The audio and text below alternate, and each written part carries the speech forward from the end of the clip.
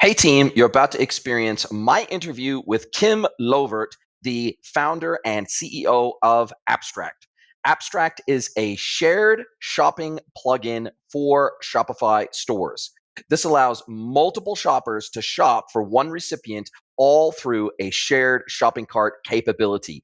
It also allows the buyers to communicate with each other through the shared and social shopping experience directly on an e-commerce website, and they are soon going to bring shared payment capability to the app as well. We had a fantastic conversation about this new era of gift giving where people jointly come together to buy a gift for someone they love or care about. Enjoy. This is the E-commerce Edge podcast with your host, Jason Greenwood.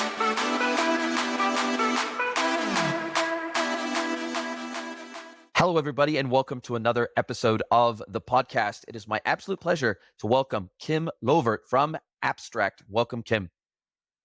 Thank you. Thank you so much for having me today. I've been very excited to join the podcast. Yeah, we've tried to make this happen a few times, and then you had a sick son and you had to look after him, which is totally understandable. He's only 8 months old, you said. So family comes first, and I believe in that. But we third time lucky, I think is what they say. Yeah, exactly. So it's But he's nice good to have now. you here. Yeah. Good. Thank I'm you. glad to hear that he's one truly recovered. Now, we were also talking about off air before we get into Appstract and before we get into everything else. You are currently commuting about every second week to the United States, aren't you? Yeah, so it's a little bit back and forth. It's a couple of weeks here, a couple of weeks back home in Copenhagen. So yeah, but back and forth. And it's not a short long flight. commute. You were saying it's like somewhere between 10 and 12 hours, depending on which direction you're going. So I think you might win the record for longest commutes of any guest I've ever had on every couple of weeks. But no, I'm impressed. I'm really impressed. But hey, when you're a young, scrappy startup and you're trying to raise funds and you're trying to grow your business and you're trying to be where the epicenter of commerce is happening, San Francisco is probably a pretty good place to be, especially if you're talking to VCs on the daily. Exactly. It is. It is. Lots of stuff happening here. And yeah, it's just inspirational to be here with all the startups and talking to a lot of cool founders as well. And we all inspire each other. And this is certainly, as you mentioned, the epicenter for what we're doing. Love it. Love it. And how the heck did you get into this space? You're building a Shopify app currently, and we'll talk about that. But how did you get into the e-com space at all? Everybody always has an interesting story of how they got dragged into the e-commerce space. Yeah, it's a really good question. So actually had a consultancy business that I started back in 2008. And in my consultancy, we were doing, obviously e-commerce, corporate websites, and digital self-service solutions. So I've been working in e-commerce since 2000. And in my previous company, we had a lot of different customers, some large, some actually where we assisted building their global e-commerce platforms, mostly B2B actually. But yeah, so I have been working with e-commerce for many years myself as a consultant with our customers, but in the later years, more as a manager as our company grown. Yeah. And so not a lot of time coding for the past couple of years, but so that's something I'm back and doing and which I think is fun. So so I've been in e-commerce for many years, I would say. Yeah. Yeah. And why Appstract? Why this social and shared shopping concept, especially if you come from more the B2B e-commerce background, which is something that's near and dear to my heart. I do a lot of consulting around B2B e-commerce. Why move into more the retail e-commerce space, and why specifically apps? Why specifically Shopify? And why were you scratching an itch? Was it something you saw a gap in the market? What made you say, hey, look, we think we can do this either first or better, and we think we are the ones that need to fill this gap? Yeah, that's again a very good question. So I think it comes down to what I've been doing for many years. As I mentioned, we were doing e-commerce, but we were also doing digital self-service solutions in my consultancy business. And what has dawned on me for many years doing e-commerce is that for the past 10 years, more or less everything we did, besides obviously doing the back end work on streamlining processes for the stores, integrating with ERP systems, and essentially just streamlining processes with relation to e-commerce. On the front end side, it's been very much about personalization for the past 10 years. That's been the mainstay for what we've been doing. But if you actually look at the experience that the shoppers are offered online, it hasn't really changed for the past 20 years. It's more or less still just a catalog with some power put to it. And I think for me, that just has been an itch for many years, also because we were doing digital self service. So I was thinking, like, it's okay that I can go on an online store and buy, but uh, all my communication about what I'm buying with my friends or with my girlfriend about what groceries should we buy is always happening on other channels, like a messenger thread, if we're using that, or an iMessage, or whichever preferred tool. Actually, when we were working late hours in the consultancy, having to buy food in the evening for the teams that were staying around, that was always a hassle because we had a Slack channel where people would type in what they wanted. And then in the end, one person would have to go into the store and then buy. And there was always something that kind of got messed up. So I started thinking about why not drag the social aspects of the shopping experience into, into the store itself. And that was where it all started. And we started talking to customers about what could actually happen once you start doing that. And it can actually create some very interesting data sets, I would say. So today, all the social interactions that we have, if we're doing a group shopping, buying a gift for a friend, for example, let's say we would create a group on Messenger where we then discuss ad hoc, what should we buy for this particular friend? All that social engagement will happen on Messenger, which means that Facebook will actually know more about how our social interactions impact our buying behavior. And we started thinking about saying, if we pull that into the store and and essentially give the store access to this data, they can actually utilize that for input for their product development teams. If their customers are talking about particular items, saying, I like this, I don't like that, or have a preference for different colors, but you can suddenly start seeing how are we impacting each other with our dialogue on the different subjects that we're looking or products we're looking at. There's a really interesting value with the data set that is being generated underneath the hood. And that's, I think, topics that we've been discussing with the customers. And also just so we're in between, we have this shopping layer, which is a new way or a new way to engage socially when I shop online with my friends, which where we can see some benefits in that. But there's also the data underneath, which adds additional benefits for the store. And it actually works, I would argue, both in B2C and B2B, but there are different ways it can be configured.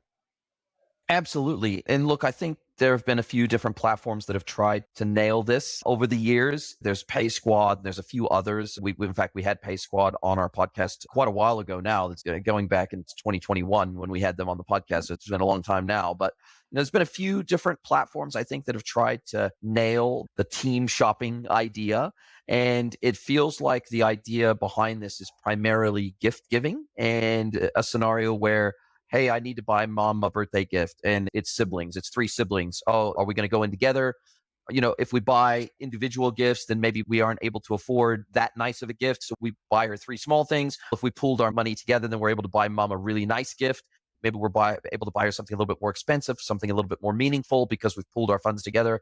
Or we're shopping for a mutual friend. And hey, look, let's all come together and let's get them the gift they really want because they've told us what they really want. An individual cannot buy that, cannot afford that. Or we've also seen things like gift registries become really popular for things like baby showers, for things like birthdays, etc. For even for Valentine's Day, for different types of events and activities, significant family, quinceañeras here in Mexico, religious activities, things like that need gift giving.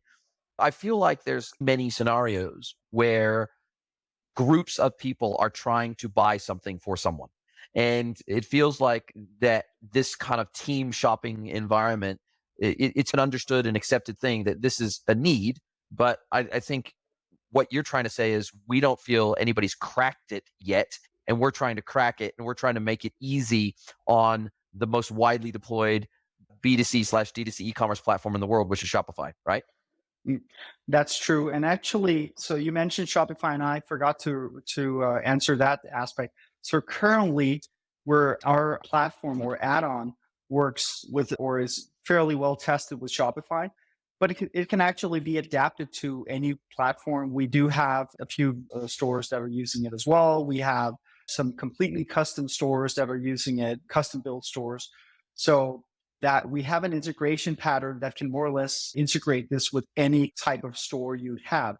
So underneath our product, we actually have a development platform, which will enable other developers to both, I would say, adapt our add-on to their particular store, but also to actually extend on the functionality that we provide. But we're starting with Shopify, as you mentioned, because it's the biggest platform out there and it's really scaling fast at the moment. Yeah, and so that's why we focus there initially. But it can work with more or less any store platform. And I'm assuming that you integrate with checkout. So you become almost like a payment method at checkout. You become almost like your own gateway, and you become basically what you're doing is you're allowing people to have a card ID, as it were, and they're able to the person who's the primary buyer, the person who's adding the product or products to the cart, then they choose who they invite to be a co-payer of that cart. And effectively, you're creating, I'm guessing it's a draft order in Shopify speak, I'm guessing. And then effectively what you're doing is you're saying, okay, here's the cart total. We're going to take individual payments through our platform. And then once that's paid in full, then we'll effectively execute the order on the Shopify platform, complete the order on behalf of that individual. So you effectively become a multi-payer payment gateway in the Shopify ecosystem. Is that from a technical perspective? Do I understand how the system works?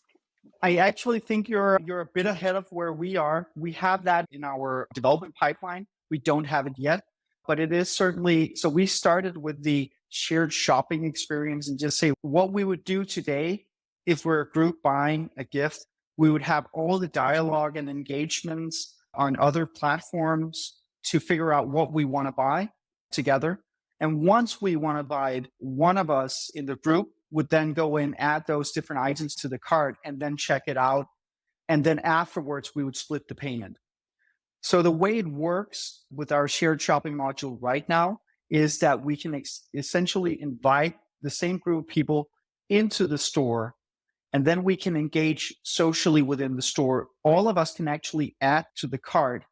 And so I can add something and which may inspire you and say, no, I think we should have this as well as part of the gift.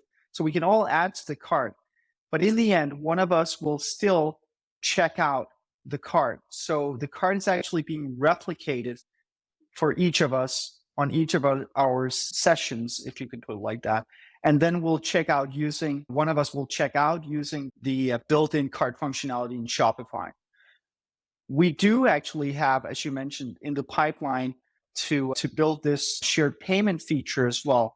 And that is actually because once we started engaging with customers about the shared shopping feature, a natural progression has been in the dialogue. Oh, what about payments? And initially, having been in e-commerce for many years, we've made a lot of payment gateway integrations. My thought was, this is something the payment gateway needs to provide. And actually, a year and a half ago, I was here in the Bay Area as well for a conference where there were a lot of payment gateway providers at the conference. And I met up with a number of them just to say, hey, do any of you provide this kind of shared payment feature? And to my shock horror, shock, exactly. I was like, oh, no one does this. So I think that's a natural opportunity that pops up once you start actually supporting the group behavior. And I think the funny thing has been that when I'm talking to people about the group shopping feature or shared shopping feature, everyone just naturally asks, but what about the payment? Can we split the payment? And it becomes a barrier to using it, saying, I can't split the payment. And my follow-up question usually is, but what do you do today? Oh, but today then I pay and then I collect afterwards. To me, I think it actually shows a bit of the power in what we're doing. People are very used to buying in groups, and someone actually doing the payment. So this is actually just a natural progression of what we're doing, that you can also split the payment on checkout. And we haven't really seen that yet. Obviously, it's in our pipeline. We don't have that functionality yet. Also, because once you start handling payments, there are different regulations coming into play. We do have a solution for that, how we're going to do it, but without us becoming a payment gateway. But yeah, that's something we're working on. Yeah, obviously you can tokenize things. There's a few different approaches you can take here. But so if we think about the user experience here and we think about how they interact on the front end of the website, is it the person who's going to be the primary buyer? Do they effectively share a link with their friends, a URL link of a hyperlink of some variety? Then when they go to the website, the second, third, fourth, fifth person that comes to the website, are they effectively creating a draft order of their own that you're then merging together at checkout? Is that what you're doing? Or are you taking the cart ID of the original person, you're taking that cart ID and you're letting them effectively modify that existing cart ID and linking it to more than one customer account in Shopify? Or are you effectively doing the merge process at checkout? So that's a really good question as well. What we do is essentially, as you said, we have different means of sharing. You can share via email, via, as you say, copy a link via your preferred messaging platform. So we obviously try to make it as easy as possible to share the experience. The way so if you and I were in a group shopping experience together, or if I invited you into a shared shopping experience, you would essentially have your own card on your end. So you and I will both have our own cards. And then what we do is actually just make sure that it's the same on each session of each user in here. The reason why we do it that way is because if we start sharing card IDs and so on and so forth, we start potentially messing with all the functionality in the cart. And the cart is actually quite complex on most platforms. So we really don't want to mess with that, because if that doesn't work, it's revenue lost for whichever shop you're running. So that's why we essentially just make sure that the carts are the same on all the sessions that are in that particular group. And that actually had some positive follow-ons that we didn't even expect once we built it, when we initially built it. But usually you have like remarketing features that are hooked up to the cart. And we can actually leverage that as well once we start synchronizing the carts between the different users. So a really interesting example would be that, so if I add stuff to the cart and I'm thinking, oh, I need to ask Jason for some input for this particular, what I'm buying here. It may be a gift, but it may also just be that there's a group discount for something. So maybe I'm asking you, hey, do you want something as well? And when I invite you into my experience, the items I added to the cart will automatically be synchronized to your cart as well. And you may add something as well. And the remarketing features, let's just say we drop off the cart, but actually a lot of the remarketing setups today will look at what I've added to the cart, and then I'll be retargeted on other platforms. If I hadn't added, so if I just invite you and you don't get anything into your cart, the remarketing engine will be doing other stuff. It won't know that the two of us are linked. And that's actually some new real power in what we're doing, is you very quickly move people from just being looking, if they're part of the group, to actually being engaged with the shop. And that just triggers other aspects of the remarketing engine. And so does that mean that potentially if I go in and I add a couple items to my cart and then I leave because the primary buyer is the one who's responsible for pulling the trigger and paying, does that mean that if there's 5 people contributing to a cart and they're mirrored across all of them, that I'm going to get, say, for example, all 5 are going to get an abandoned cart email if they don't make the purchase?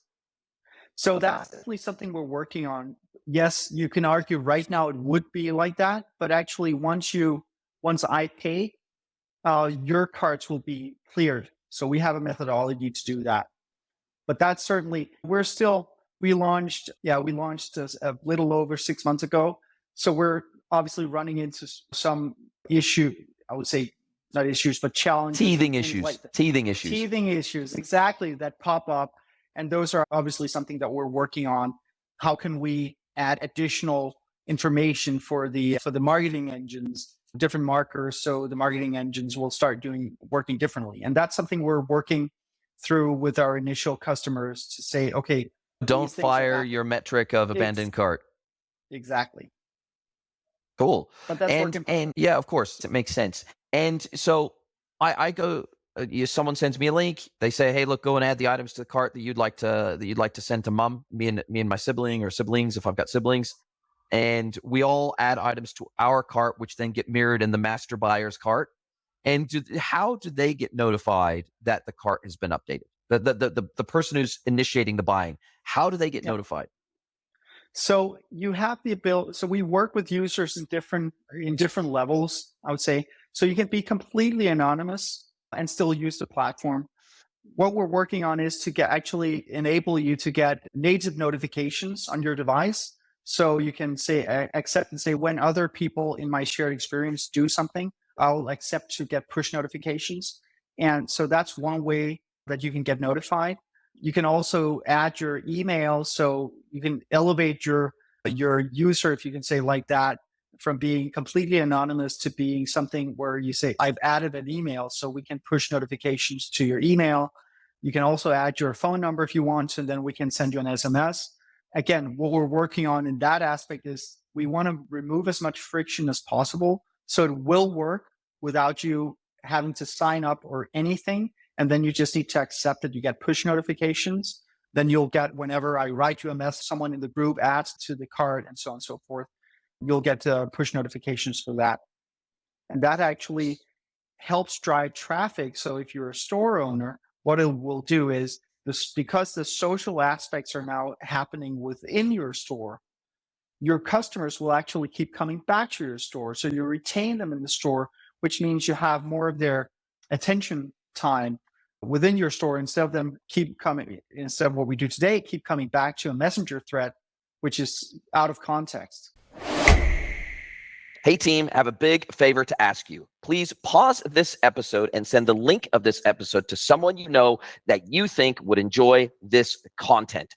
Really appreciate you spreading the word. This is how we grow. We're not a Joe Rogan. We don't have big, massive advertising budgets, but we absolutely want to grow. We want to get the learnings from all of these episodes out to as wide of an audience as possible, and we need your help to do it. Thank you. And now back to your listening. And so this social interaction, the chats, the adding to the cart, etc.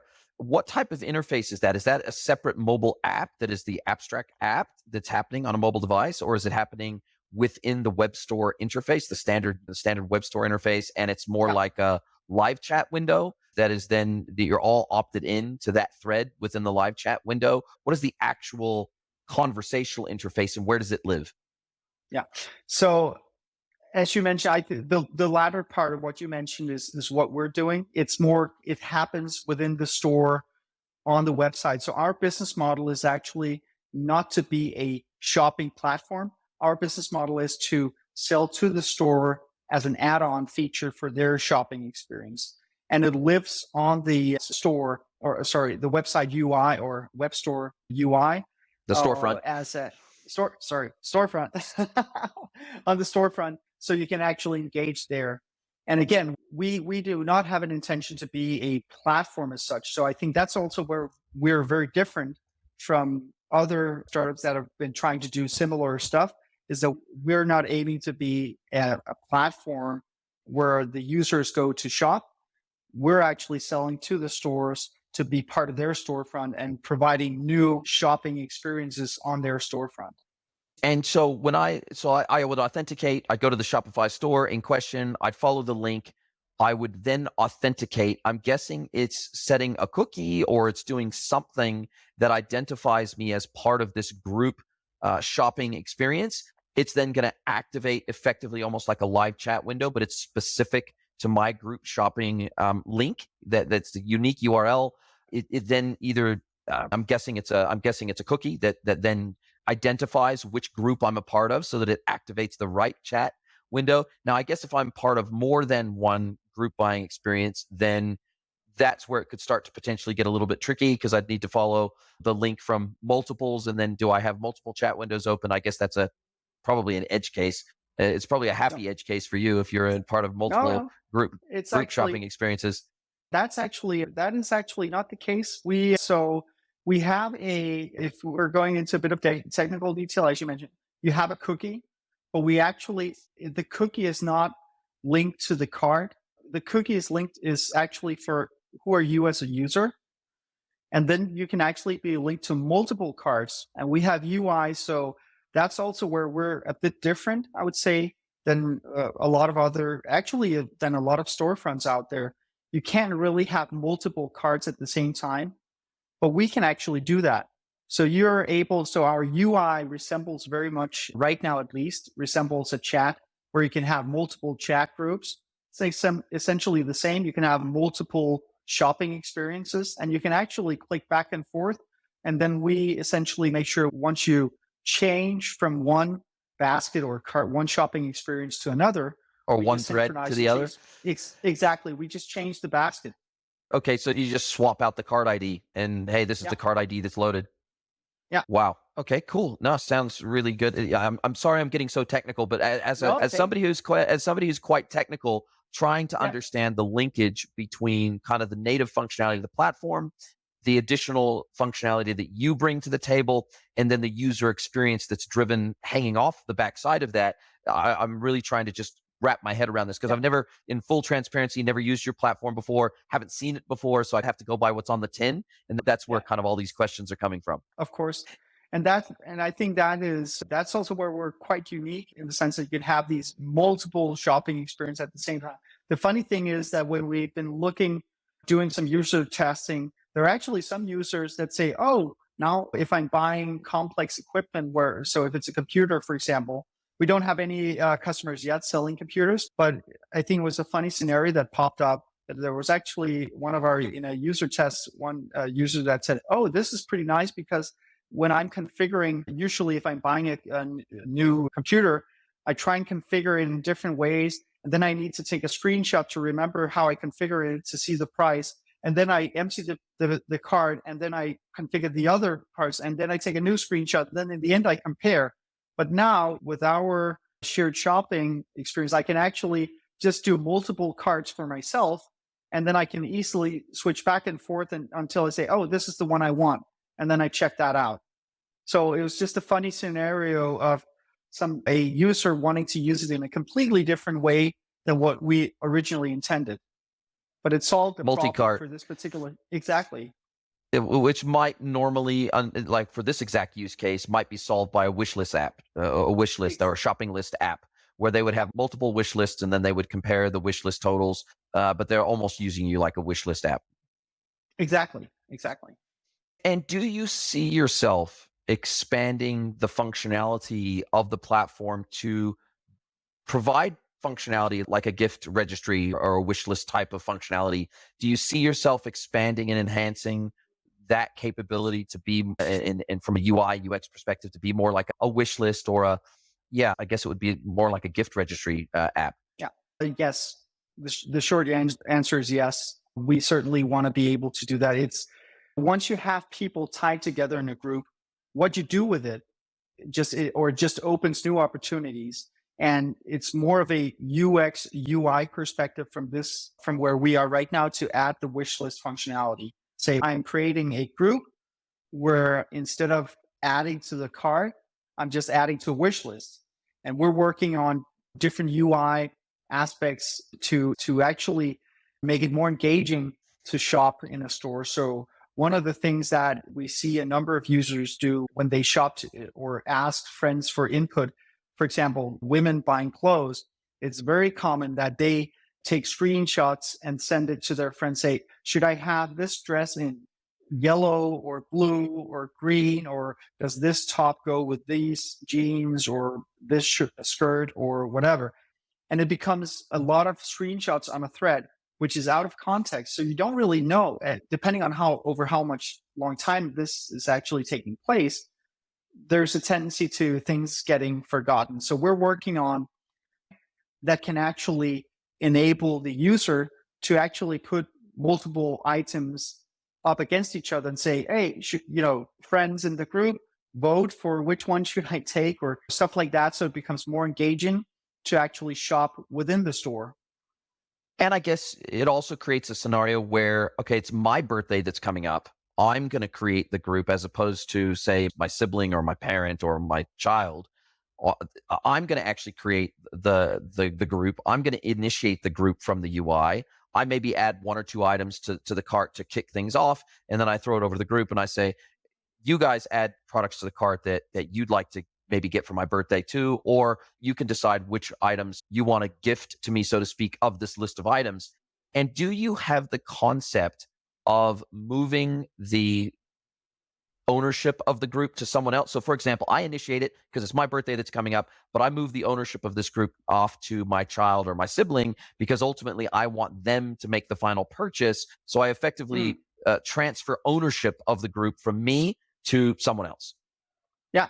So that is actually doable as it is right now. I would say right now it's very open. So let's say I can we don't have administrative privileges set up right now because that adds to the complexity of creating and managing a group. But the way I could do it as of right now would be that I initiate the group, I invite you, maybe some other people, and then I lead the group.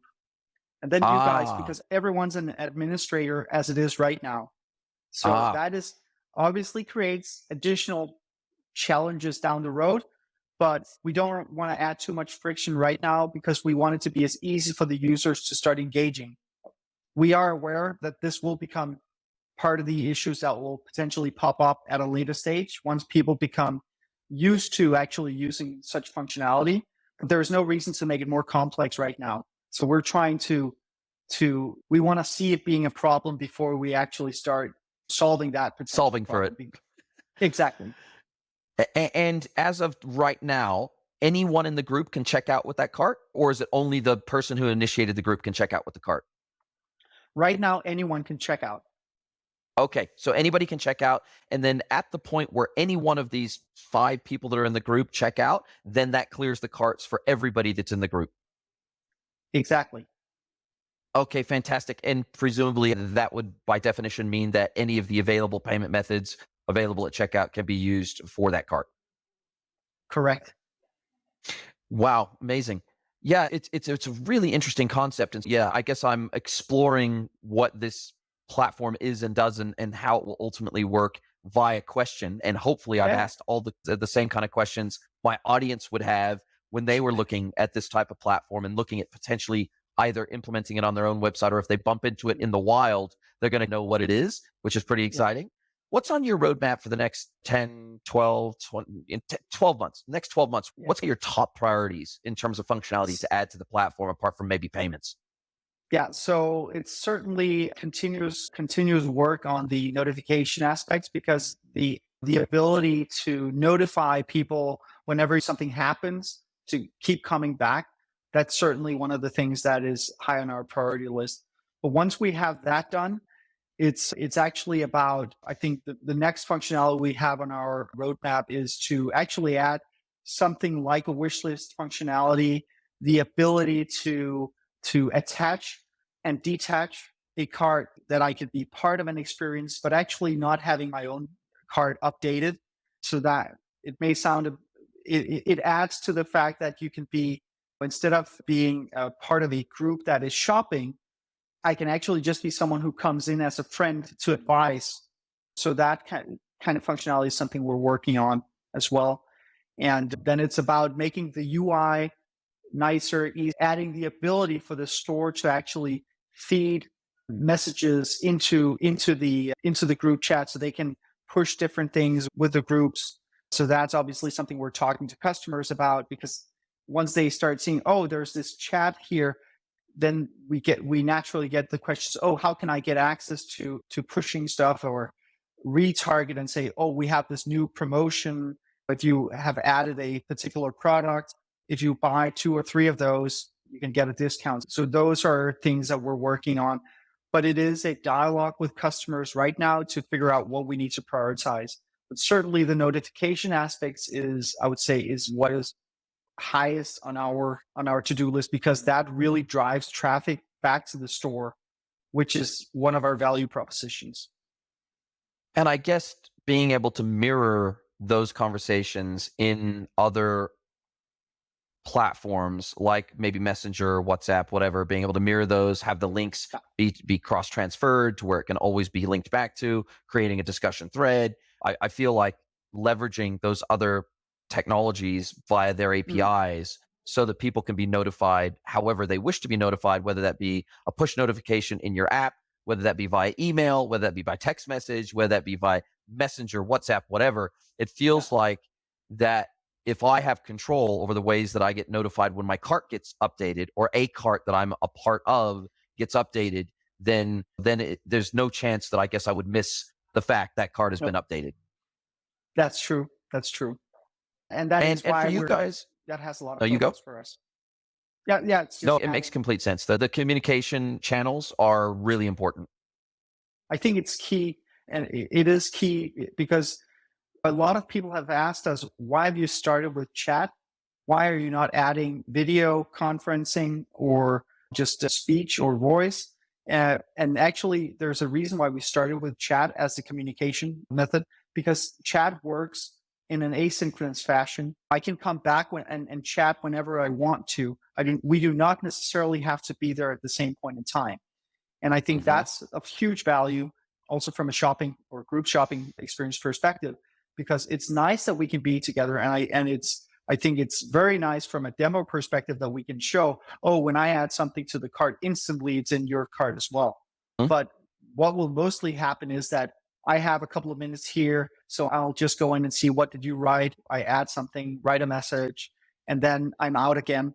And then whenever you have time, you can come back and you'll get the notification. And then whenever you have time, you'll pop in and say, oh, I'll just check the product. I think we should take it in a different color or something like that. It's just, we're so used to today that we can engage socially, but on our own time.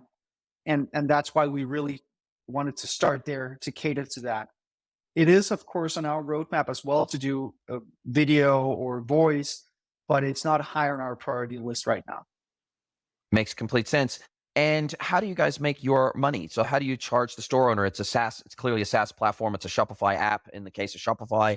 Do you charge like a fixed monthly fee? Do you charge a percentage of the carts that people check out with that you have managed? How do you guys make your money?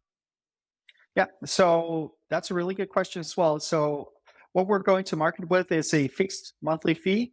And then we have depending on the complexity of the onboarding, we have an onboarding fee.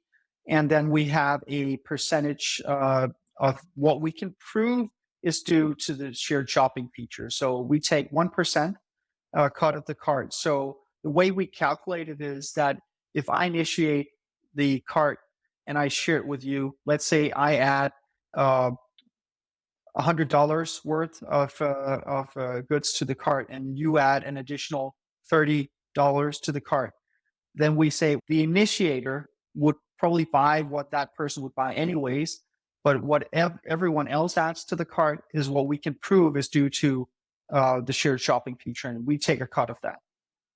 That's the incremental ad that you guys bring to the table.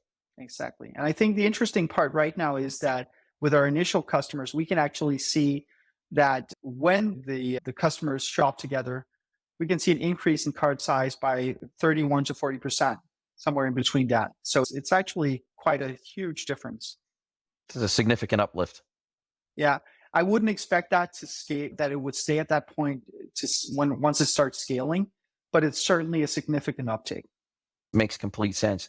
And so as of today, your Shopify app is ready to go. So I can go to the Shopify app store and I can install it today and start using it straight away, right? Unfortunately, it's not a Shopify app right now, but it's more as a Google Analytics. You get a script tag, you just add to your template, then it works. Okay. Oh, so it's just a JavaScript snippet? Yeah. That's how you implement the platform today? Yeah. Okay, fantastic. And you said your platform, your JavaScript currently works with Shopify and Woo, and any other platforms on your radar to get this working with? Certainly Salesforce and commerce tools is something we're looking at, but BigCommerce as well, because that's really growing fast as well. We don't have the implementations yet for those because we haven't run into customers that are using that, or at least not to a point where we started implementing. But the really cool thing is that we have an implementation pattern that can be followed. So even if you have a completely custom front end, which is one of our customers have, you can actually implement following our guidelines within a day or two, depending on Okay, the complexity. But it's sure. very easy to implement. I guess as long as you have access to the cart object and the Yeah, cart ID and an API to be able to modify the cart, then you're pretty much good to go. that's true. That's true. Fantastic, Kim. Look, this has been exciting. I've really enjoyed the conversation. Sounds like you're doing some exciting things over at Appstract. I wish you every success. Now, as we come down to the end of our time together, I love to turn the microphone over to my guests, let them ask me one question, any question they like. It can be personal or professional. So, Kim Lowert from Appstract, what is your question for me today?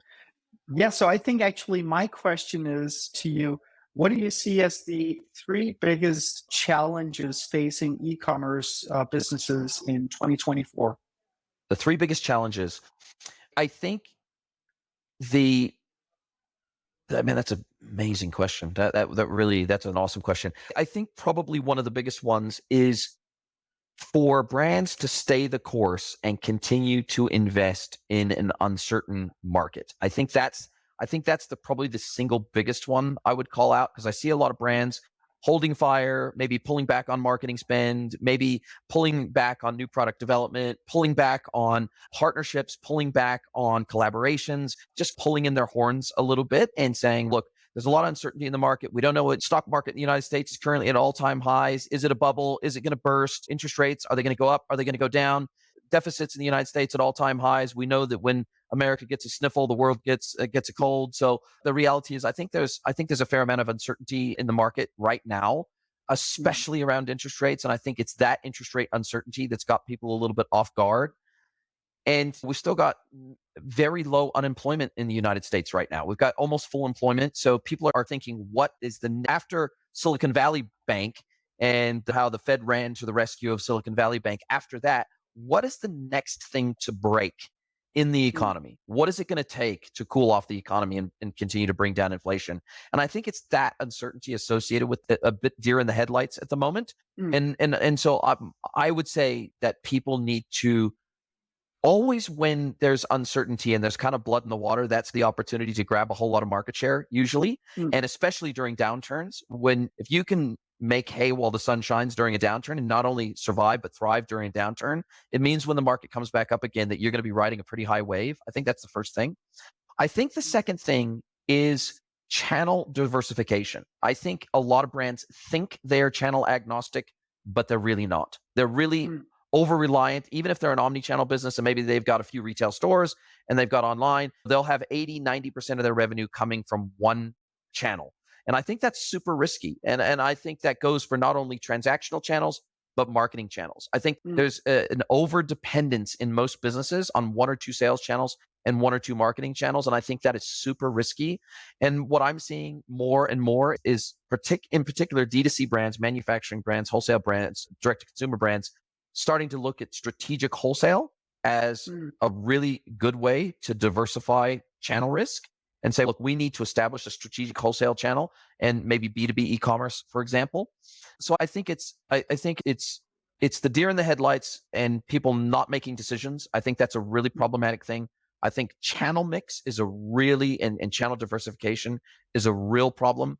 And I think differentiation is a real challenge for most brands. I think that there is going to be massive consolidation over the next 2 to 5 years on who sells what and where, because I think that just being a Me Too retailer doesn't really work anymore. If you're selling the same shit as everybody else, it's always going to be a race to the bottom in terms of price.